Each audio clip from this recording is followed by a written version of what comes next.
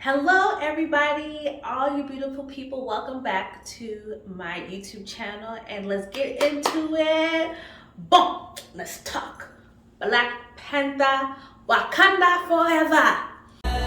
Only the most broken people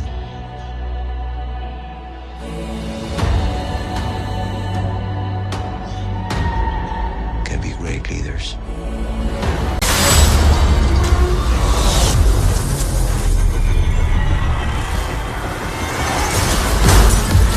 Yes, I saw the movie. It was everything that I thought it would be and more based upon reading the reviews. And let's just get into it. So I cried because literally the first 10 to 15 minutes of the film is paying homage to Chadwick, who we lost in 2020. I didn't realize how still shook up I was about it. It's one of those things, a few actors that are well respected, you just feel the sense that they're really great human beings, and it just shook the world. We were all home, we were all stuck at home during this pandemic, and then we hear this news about Chadwick, who became our king, T'Challa.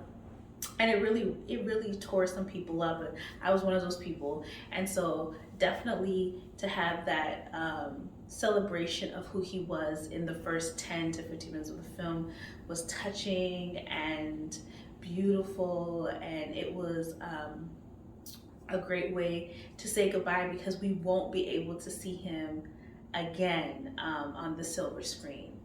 And so that was a very emotional thing.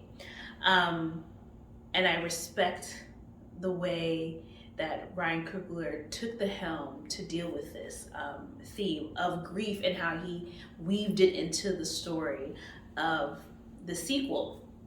So let's get into facts and going into the story. I know some people watching was like, huh? I was one of those people, I had to watch it a second time, because I think that there's a formula that we have in our head about there's a hero and then there's the villain, and I didn't sense that at all in this film. I mean, there is a villain, but it's not who you think is the villain, and I'm gonna go more in depth because I had to do a deep research to figure out what's going on in this MCU universe and phases and all that jazz, so bear with me.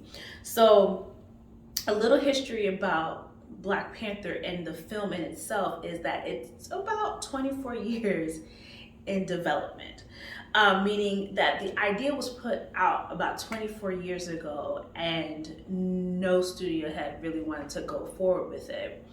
And it didn't pick up traction until this whole Marvel kind of universe sparkled up with Iron Man. So once Iron Man came, they knew that they had to do Black Panther, and it was just a matter of finding the right writer, right director, right cast to do the movie. To this day, Black Panther is the highest rated superhero film of all time. So kudos to everybody who went to the movie theaters and watched the first film. It also broke many barriers. It was the first film in 35 years that Saudi Arabia allowed people to go to the movie theater and see and have a mixed audience, meaning women were allowed to sit with men to watch this movie. That's a 35-year film ban. And they were like, we want everybody to see Black Panther. So that shows the power of when people of color join forces to go support a cause. The budget, and I've talked about how films are made and the budgets and how that works into play. So let me just break down some numbers.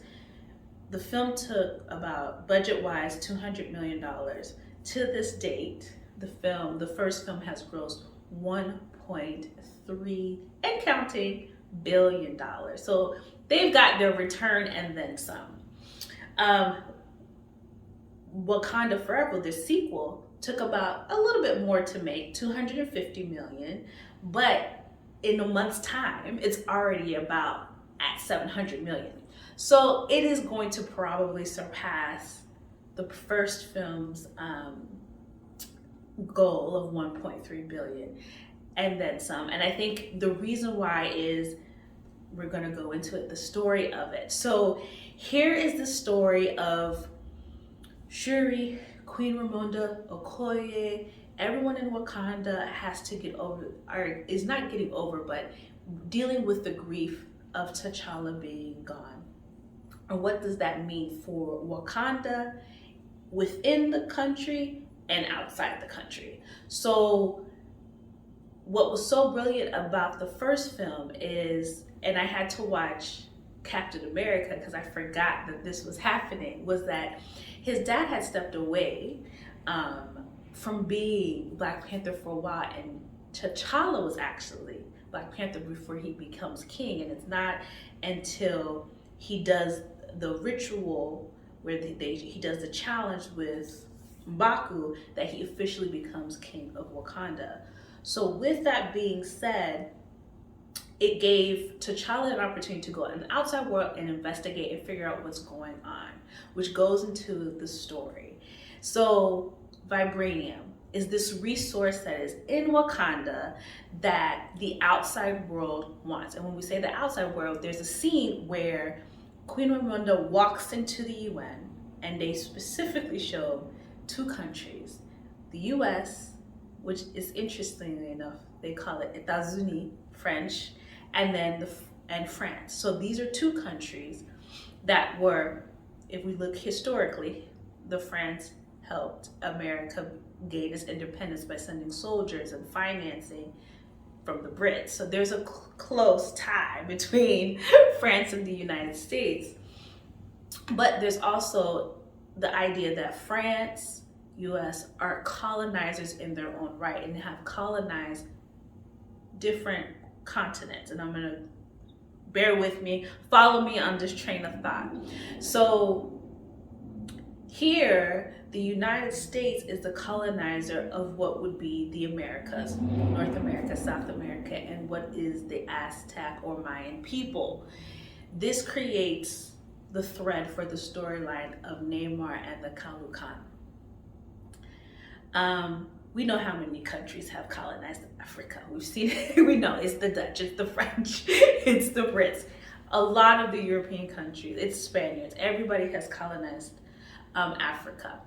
Now, with the knowledge that the United States sent soldiers to try to steal the vibranium that Wakanda had separated, shows that there is a need, Lord knows why, by America and or France to gather vibranium.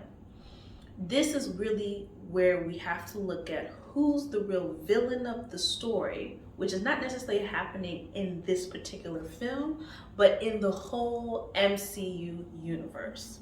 So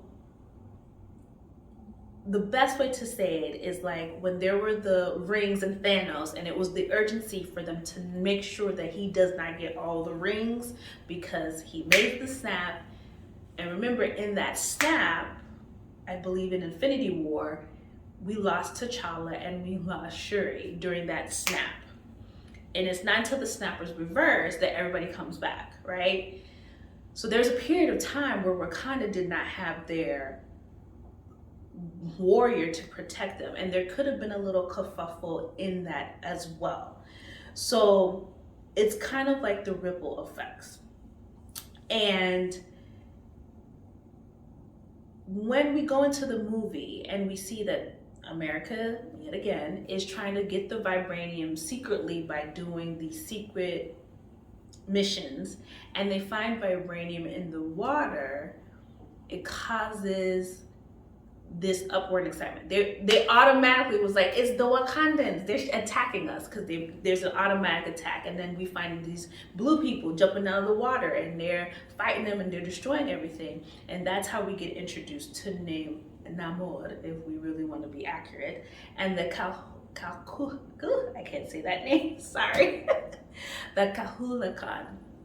So the Kahulakan is a group of people who, I cannot remember the flower, But it's the purple fire that was in Wakanda. It also became a blue fire in the Mayan country because the comet hit certain parts of the world at a particular time.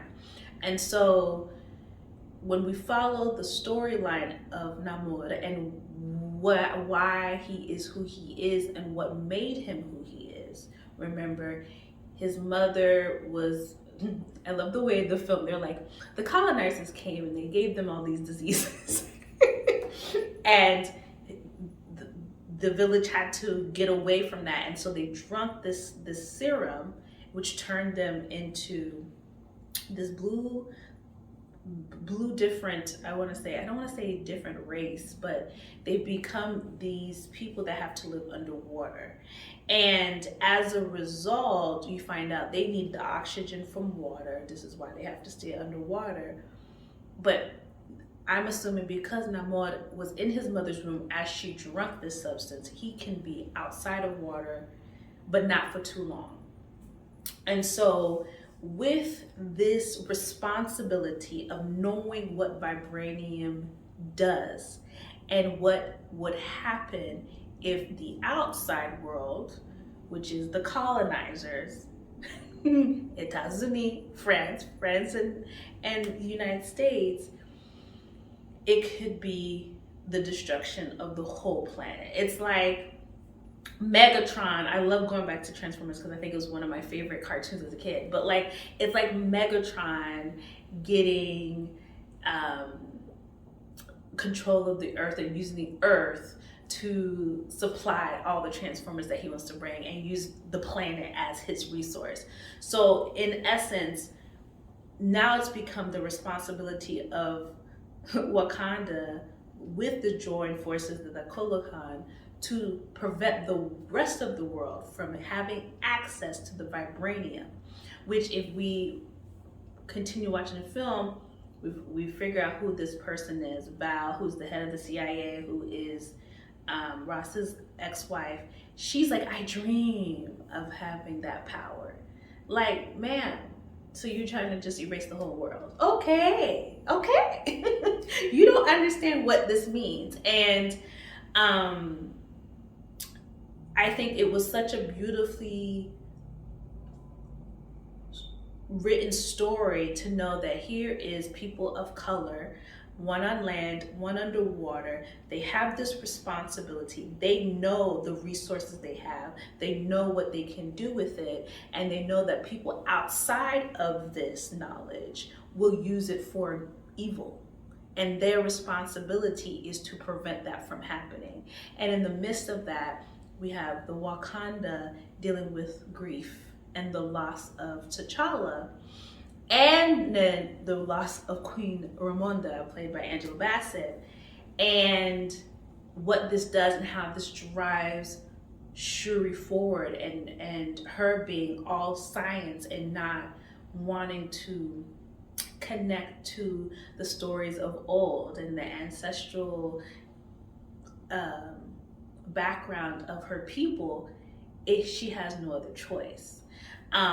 Because she's starting to see what's going on with why Namor wants to kill the scientists, because her tapping into her strength as being this researcher and knowing things, she put a target on Wakanda's back and the Kalokan by trying to trace the vibranium,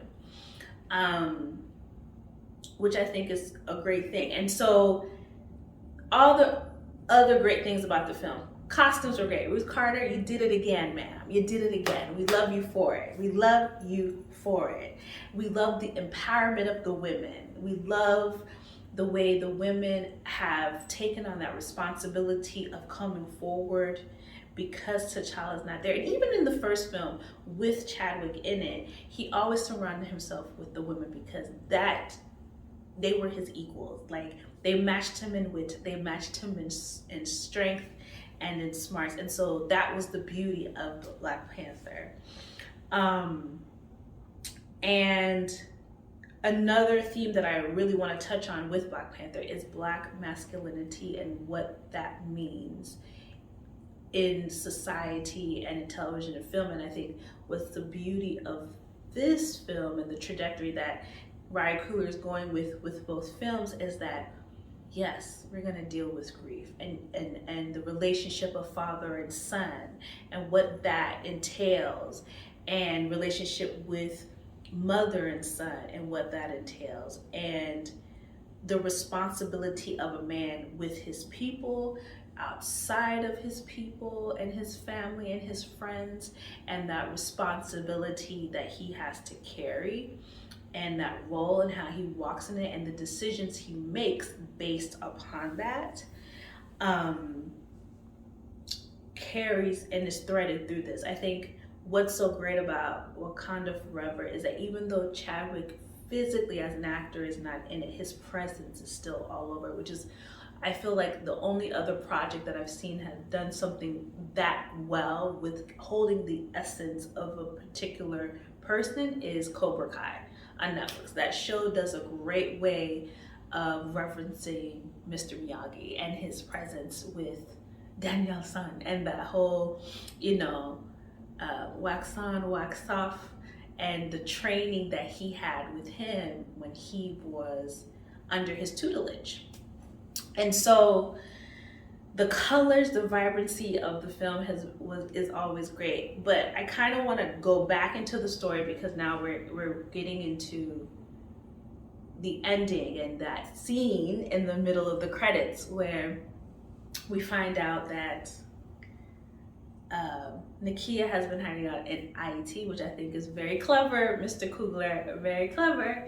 And we find out that she has a son with T'Challa, and his name is Toussaint, which is the name of one of the revolutionists in Haiti that liberated Haiti from the colonizer that is France. See that name coming in again.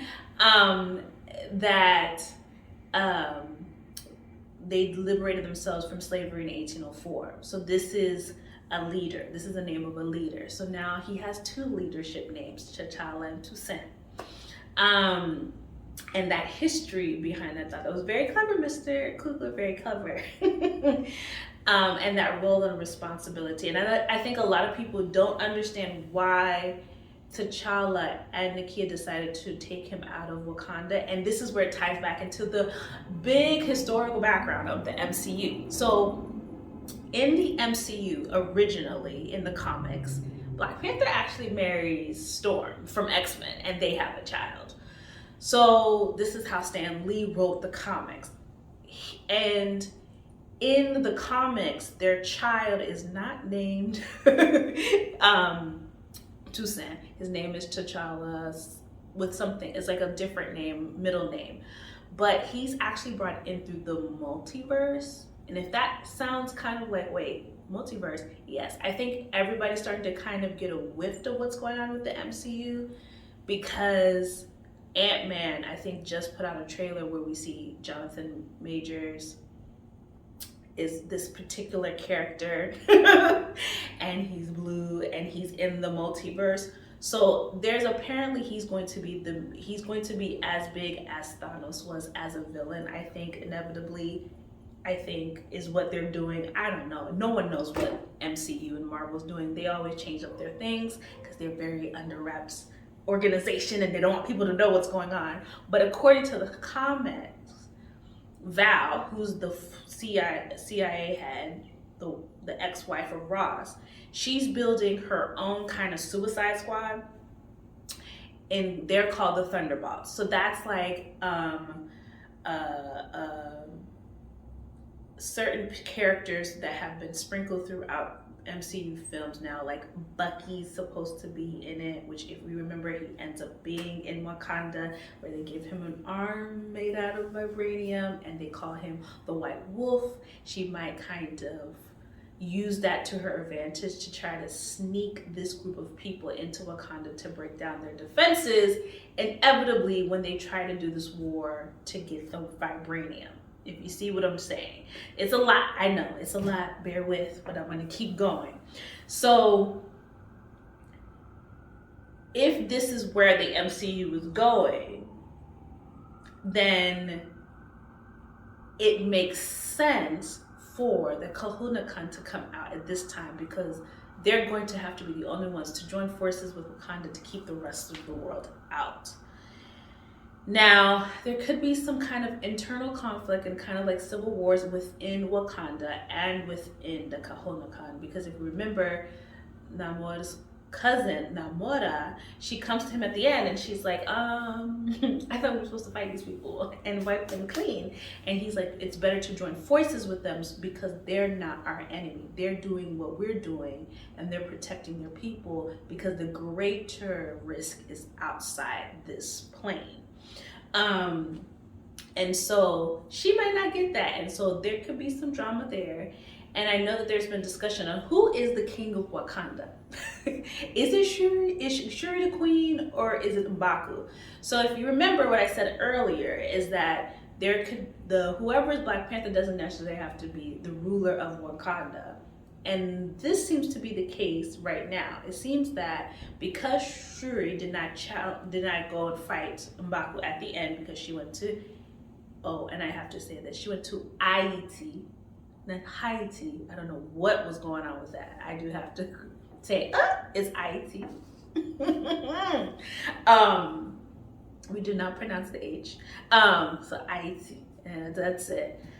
Go to Haiti to burn the funeral robes to progress herself in her grief, because just because she burned the robes doesn't mean that her grief is over. She's still dealing with the loss of her mother as well. And so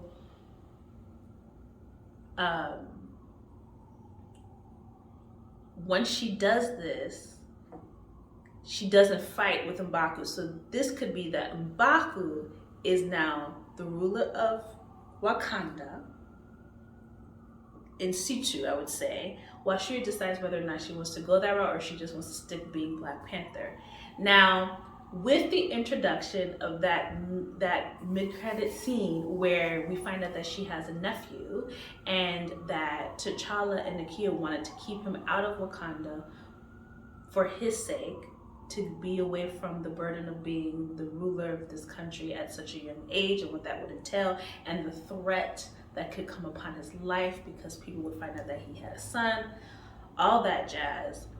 She might feel her responsibility and role is to protect her nephew until it's time for him to come back and save the world from the multiverse attack, which would be against the Thunderbolts, which apparently is going to be happening in like phase 25. I'm just exaggerating. I think it's phase 7. We don't find out who the complete crew of the Thunderbolts, I think, until about phase 5. And then phase 7 is when this big battle between Wakanda and the Kahonakan versus the rest of the world. Or I should say, the colonizers. So this is like a big MCU strategy going on, which is very interesting to me because with the MCU, we know that every superhero has their own group of writers, their own directing team. So it's going to be really interesting to see how this progresses, because we all know Ryan Coogler is Black Panther. That's it. We don't need nobody else to come in and direct it. He also helped with this particular script because, again, when Chadwick was alive, they were working on a particular script and then had to shift after his passing.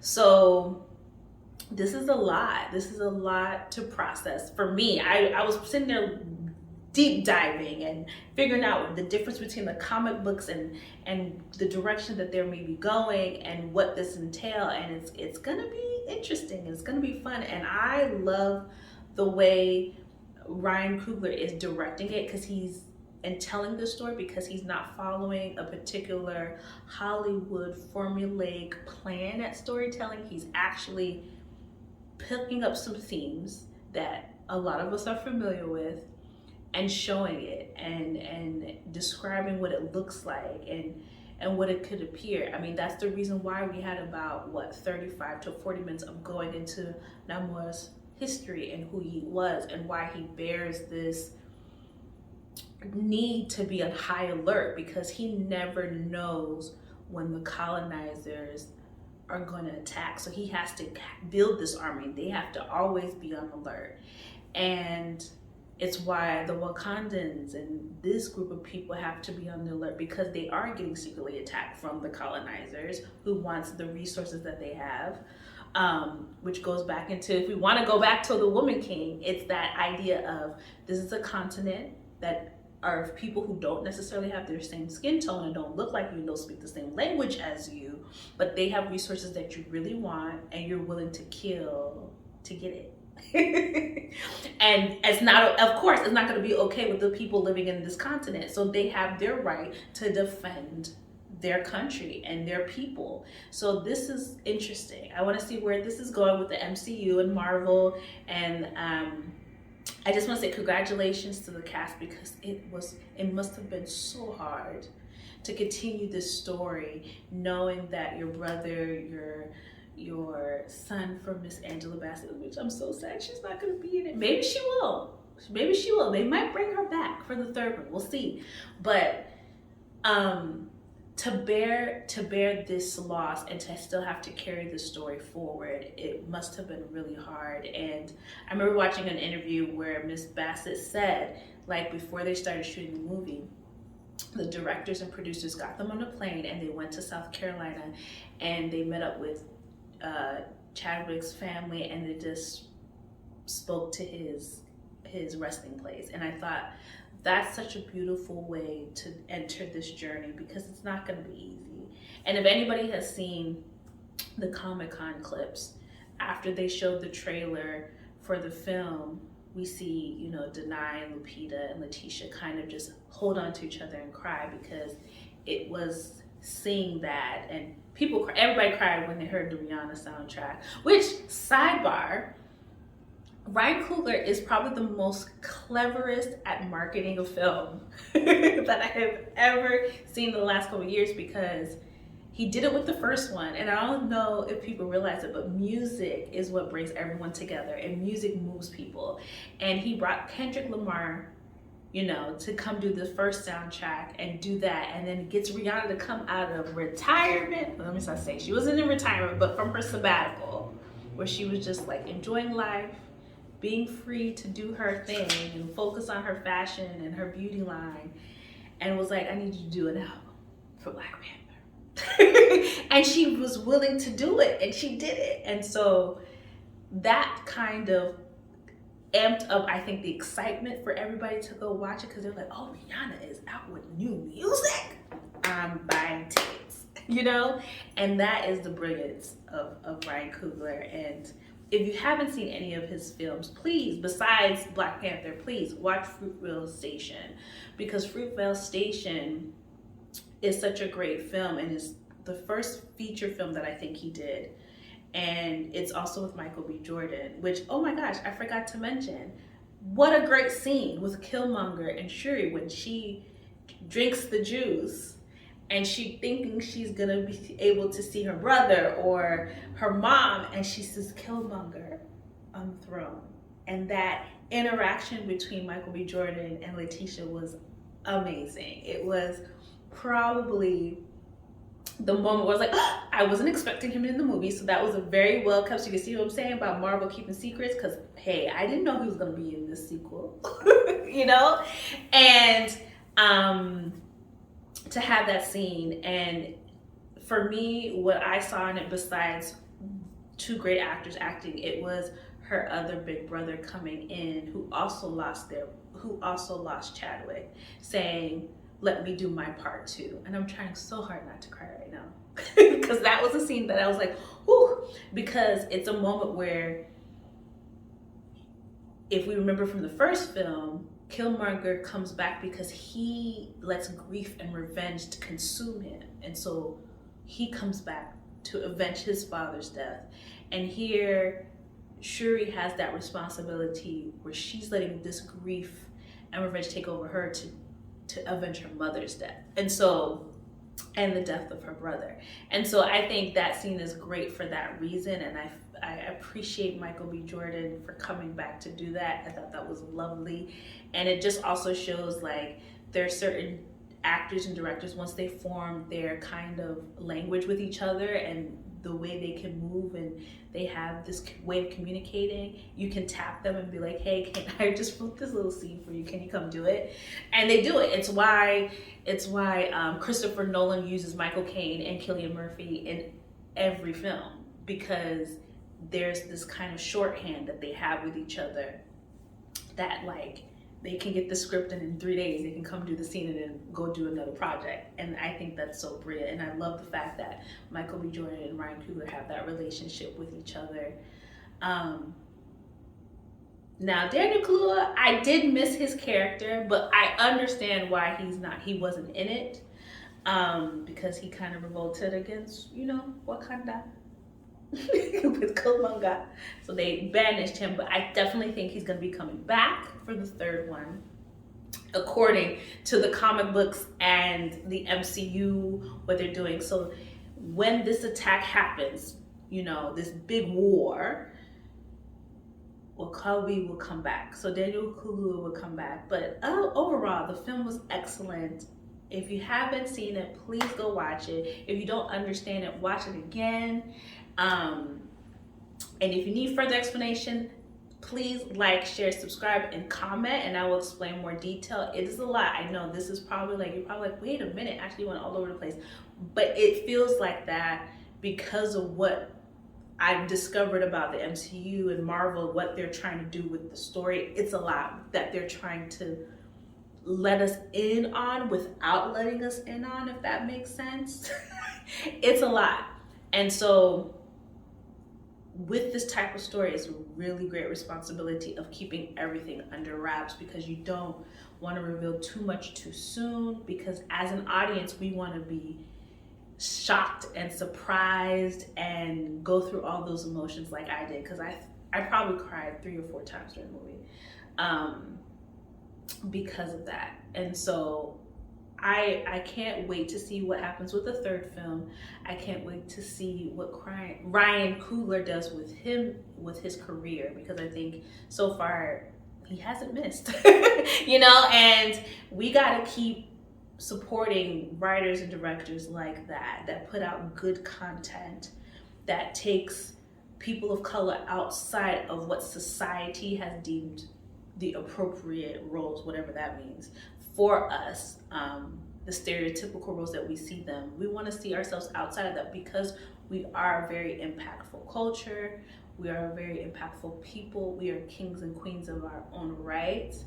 And when the world starts recognizing that and stay in their lane, I think we will all have a better world, I think. But overall, that is my take on Black Panther. I give it an A. I give it an A. It was great. And I'm excited for the Golden Globes and Oscars and see who's going to be nominated for what. I definitely believe. I think I last saw Golden Globes.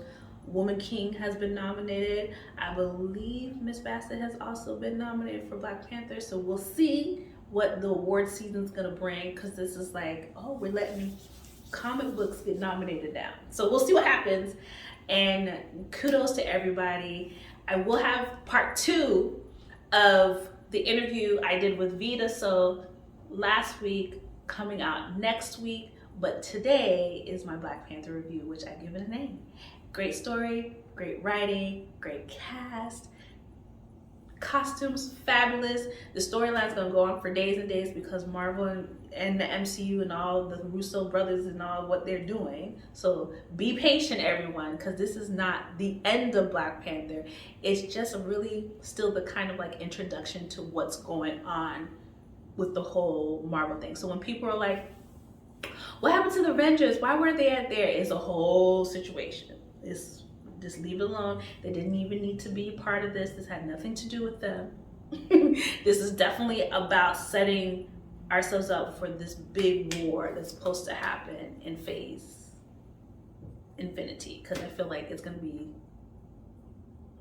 a long time before we get to that phase. I feel like every phase has about like 10 films. So we get there when we get there. So buckle up and enjoy this ride. And I will see you next week. Bye. People did not call him general or king. They called him Kukulkan, the feather serpent god. Killing him will risk eternal war. He's coming for the surface world.